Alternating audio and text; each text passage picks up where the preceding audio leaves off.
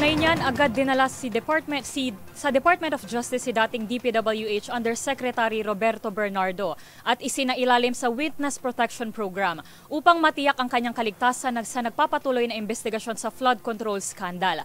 Ang mga detalye sa report ni Boy Gonzales. Dumating sa Department of Justice si dating DPWH Undersecretary Roberto Bernardo pasado alas 10 na umaga ngayong Huwebes at agad na isinailalim sa protected custody habang nagpapatuloy ang investigasyon na kaugnay ng mga anomalya sa flood control project.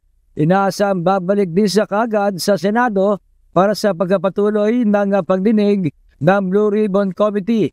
Ayon kay Justice Secretary Jesus Crispin Remulla, ang pagsisailalim kay Bernardo sa kustodiya ay alinsunod sa Witness Protection Security and Benefit Program upang matiyak ang kanyang kaligtasan habang sinasagawa ang case build-up at pagsusuri ng ebidensya. Kahapon kinumpirma ni Remulla na itinuturing ng protected witnesses ang ilang dating opisyal ng DPWH na sina dating Bulacan First District Engineer Henry Alcantara, dating Assistant Engineer Bryce Hernandez at JP Mendoza.